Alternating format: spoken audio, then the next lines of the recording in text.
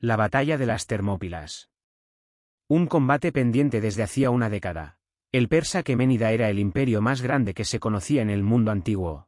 Incluso ya en el siglo V a.C. y bajo el mandato de Darío I, había dominado a Tracia y Macedonia. En su empeño de expandirse por la Europa continental, pero para el rey persa, Atenas y toda Grecia eran objetivos codiciados, no solo por la expansión de sus dominios, sino porque esa misma expansión significaba prestigio.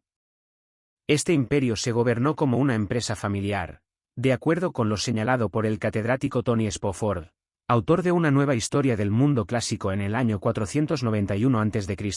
Darío I envió unos heraldos con el propósito de que los griegos se sometieran sin resistencia al poderío persa. Los atenienses y los espartanos sabían de la amenaza que se cernía sobre el territorio helénico, pero obviamente se rehusaron a ser dominados y se lo harían saber a Darío asesinando a los emisarios. Atenas y Esparta liderarían una alianza para proteger su territorio. Fue entonces cuando los persas atacaron las Cícladas y Eubea en el año 491. Tendría lugar uno de los combates bélicos más míticos, la batalla de Maratón. En ella, los griegos derrotaron a la fuerza invasora. Pero los persas no cesarían en su intento y querían borrar la mala imagen que les dejó esta derrota ante sus súbditos. Los griegos, por su parte, estarían vigilantes. Jerjes asume el poder y prepara un nuevo ataque a los griegos. Darío el Grande fallece en el 486 a.C., sin poder ejecutar un nuevo ataque en contra de los griegos, puesto que cuando se disponía a hacerlo, tuvo que enfocarse en reprimir una insurrección en Egipto, y luego brotó en su cuerpo una enfermedad que le quitaría la vida. Gers se convierte en el nuevo rey, y desea cumplir los anhelos de expansión que su padre tenía para el imperio, así que prepara una nueva invasión a gran escala a territorio griego, en parte también para vengar la derrota de los persas una década antes. Esa sería la mayor amenaza que se planeaba en la historia de los griegos. No hay exactitud con relación a la cantidad de hombres que conformaban las fuerzas persas. Algunos medios la ubican entre 200.000 y 300.000. National Geographic dice que la cantidad ronda entre los 90.000 y 300.000 hombres. Otros medios como el sitio web El Español, ubica la cifra en 280.000, considerada como una exageración la más aceptada, ronda los 300.000. Planificación de la invasión. Los persas comenzaron a colocar depósitos para los equipos y los suministros para su alimentación. También cavaron un canal en Chokindike y a través de él en los Ponto construyeron 2 puentes para hacer más fácil el traslado de las tropas desde Asia hacia Europa. En esta nueva arremetida Jerjes usaría los recursos del imperio y emplearía por tierra un numeroso ejército y, por las costas a una importante flota. Unos 700 barcos aproximadamente para invadir Grecia. La cantidad de combatientes al servicio del rey Mercé era numéricamente superior a la que tuvo su padre y a la que tendrían los griegos en este nuevo intento de dominación. Porque la batalla fue en el paso de las Termópilas. Las Termópilas era un desfiladero estrecho. El lugar estaba muy cerca del mar y a unos 150 km del norte de Atenas. Se calcula que tenía unos 15 m de ancho. El desfiladero discurría entre las montañas empinadas que bajaban hacia el mar y que a lo largo de la costa dejaban una zona estrecha y pantanosa. En él brotan manantiales calientes de azufre, que dan nombre al sitio, cuya traducción sería puertas calientes porque daban acceso a la Grecia continental. Es también el lugar en el que murió Heracles, según narra el mito. En las Termópilas había 3 puntos que eran especialmente angostos: la puerta oriental, la puerta occidental y el que finalmente escogerían los griegos. La puerta central, que era la segunda puerta. Este punto del desfiladero tenía un muro. El muro de póker que Leónidas y sus hombres repararían ante una posible y una nueva arremetida persa. Entonces, las Termópilas era lo que separaba a Jerjes del corazón de Grecia y sus fuerzas lo atravesarían ineludiblemente. La superioridad de la caballería persa se vería anulada por la estrechez del paso. Leónidas y el disciplinado ejército que lo acompañaba se apostarían en el desfiladero para impedir a cualquier precio el avance de las huestes persas. Es probable que al inicio del conflicto el rey espartano creyera con firmeza en que las altas bajas en las filas persas en las Termópilas quebrantarían el honor de los invasores y los haría huir antes de alcanzar su objetivo. Primera reacción griega. De acuerdo con Work History, cuando los griegos vieron que se intentaba concretar una nueva invasión por parte de los persas, la primera acción fue movilizar a 1000 políticas al valle de Tempi, ubicado a poca distancia del monte Olimpo. Sin embargo, el número de persas era muy superior y los hoplitas decidieron retirarse. En tanto, las ciudades-estados de Grecia, unas 31 de más de 100, tuvieron una fuerza unificada gracias a la Liga Helénica, que se había pactado en Corinto en el año 481 a.C. y que tendría entre 6.000 y 7.000 hombres. La alianza más significativa fue la de Esparta y Atenas, que comprendía una alianza militar y naval. Atenas. En ese momento contaba con una gran flota en los colindantes estrechos de Úbeda. En el Artemisio, sin embargo, hubo griegos que tomaron una postura de neutralidad y otros pocos que pactaron con el rey persa Leónidas. Como uno de los de Arcas, de su parte, decidió tomar las riendas del combate gracias a la formación militar que recibió. Además de las defensas terrestres, los griegos enviaron a unas 40 millas náuticas de las Termópilas en la costa norte de Eubea una flota aproximada de 300 trenes. Barcos de guerra. El propósito de esta flota probablemente era evitar que los persas llegaran a la costa interior de Locris, y veo que hicieron los persas. Jerjes no ordenó un ataque inmediato sobre los griegos, sino que dio un plazo de 4 días para darle al enemigo la oportunidad de rendirse o huir. El rey persa, al parecer, estaba créditos a la posibilidad de que los griegos se enfrentaran a sus fuerzas. Además, George usó una táctica diplomática al enviar a Leónidas unos emisarios que buscaban hacerle ver que el enfrentamiento con los persas traería innecesariamente el derramamiento de sangre griega y que era mejor rendirse, entregar sus armas y recursos hacia el imperio. Los trataría como aliados especiales, pero tal ofrecimiento era ofensa porque el mayor honor espartano era morir en la batalla por defender su territorio. Según Plutarco, la respuesta de Leónidas para Jerjes fue: ven y tómalas ya. Al 5.º día, la furia persa estaba lista para desatarse. Gers confió en el número de su fuerza de combate y pensó que en unas pocas horas ya habría doblegado a los griegos. No obstante, la batalla en las Termópilas llevó 3 días de intensos enfrentamientos.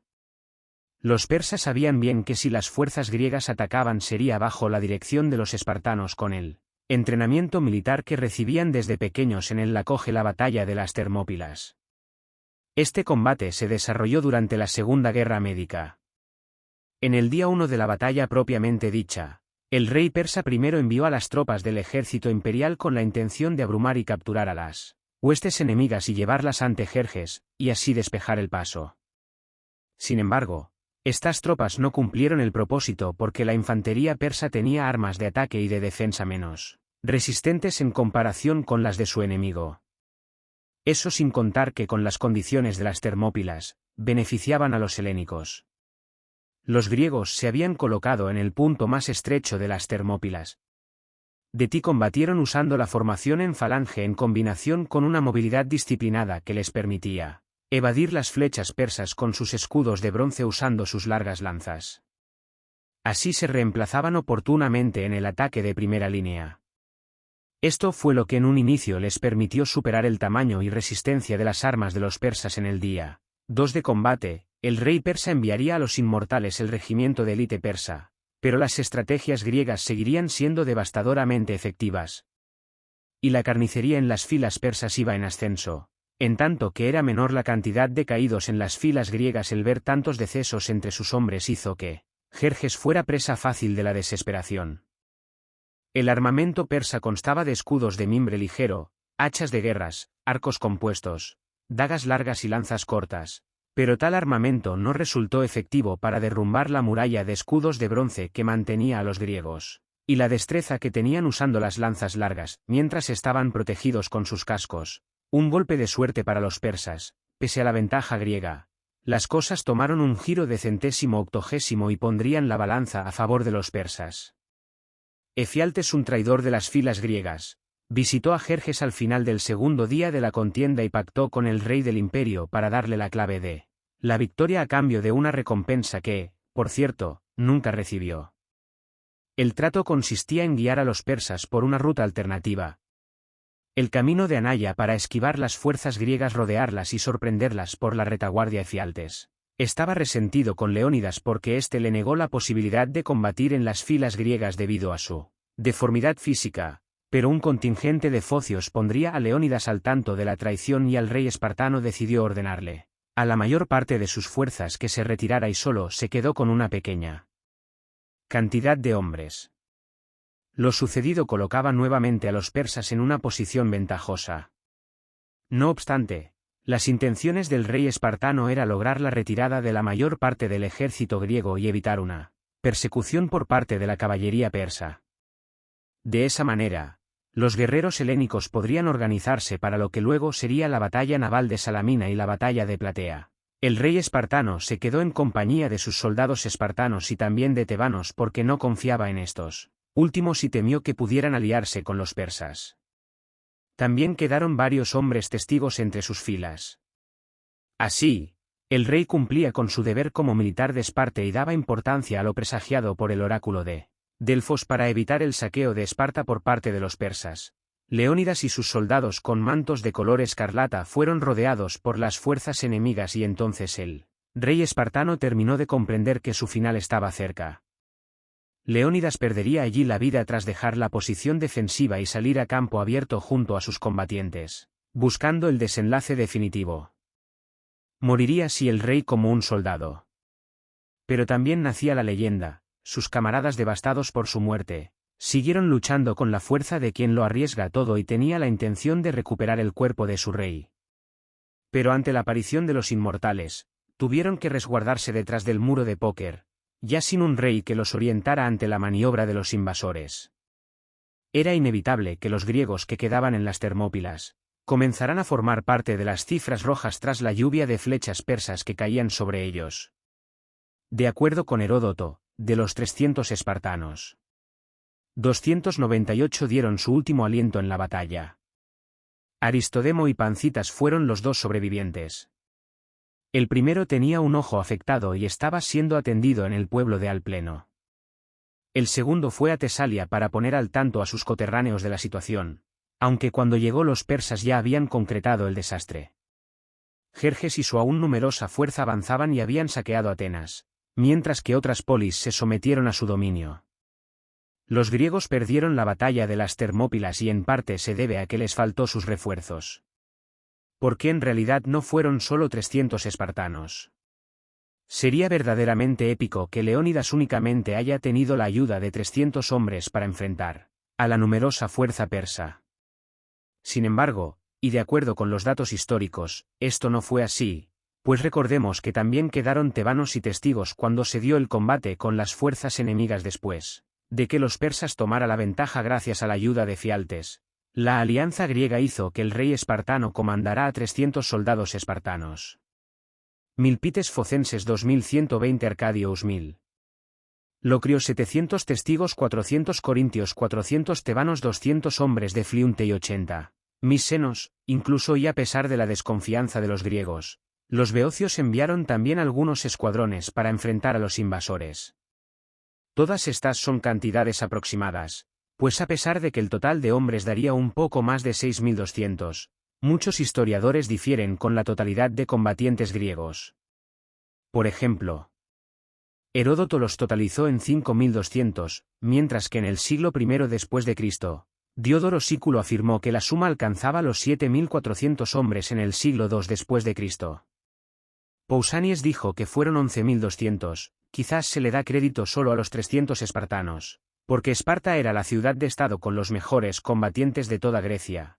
De hecho tenía el único ejército profesional del territorio helénico. También hay que tener en cuenta que cuando se trata de números, los historiadores prefieren redondear las cifras. 300 fue la cantidad de espartanos de la que habló Heródoto, pero muy bien, pudieron ser 20.082.304 o 308. ¿Por qué no fueron más espartanos a las Termópilas? Hay un hecho que explica por qué, aun estando en su territorio, la fuerza espartana era de solo 300 soldados, si la conformaban en promedio unos 8.000 nombres. La respuesta está en las Carneas, la festividad religiosa de los espartanos en honor a Apolo, y cuya celebración prohibía que los soldados que movilizarán para el combate y que coincidió con la nueva invasión persa. Pero debido a la amenaza que se cernía sobre ellos, se le permitió a Leónidas reunir 300 hombres que tuvieran descendencia asegurada y que fueran moralmente intachables. La prohibición de que durante la festividad se movilizaran los soldados justifica lo que refiere en varias fuentes, acerca de que además de los 300 espartanos, también había ciudadanos sin preparación militar como artesanos y campesinos que poseyeran algún tipo de armamento o político. Los espartanos también se llevaron con ellos a muchos chilotes, pero todos estos serían del tipo de hombres que nunca recibirían ningún crédito por estar en pie de lucha y caer muerto durante el combate. A ellos no se les consideraba ciudadanos espartanos. La batalla de las Termópilas ha sido una de las más legendarias, pero también de las más mitificadas. Y si bien esta batalla la ganaron los persas, al final estos serían vencidos en la batalla de Salamina y en la batalla de Platea, por lo que tuvieron que abandonar Grecia nuevamente. Con el amargo sabor de la derrota en la batalla de Salamina, librada en octubre del año 480 a.C. y a cargo de Temístocles, la resistencia agrega, contaba con la flota de 360 barcos atenienses para proteger las costas, aun cuando los persas tenían 700 navíos.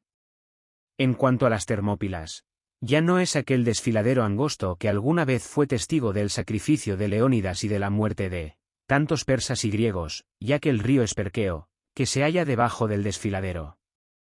Ampliado el camino, actualmente 20 metros de tierra cubren la superficie que una vez pisaron aquellos guerreros. Además, la sedimentación y el paso de los siglos también ha alejado en gran medida la costa. Sin embargo, en la memoria de la humanidad en la historia, mantiene vivo este importante suceso. Esperamos que este vídeo te haya sido útil. Si tienes algo que agregar, por favor, compártelo con nosotros en la sección de comentarios, dale me gusta a este vídeo y envíale el enlace a tus familiares y a tus mejores amigos.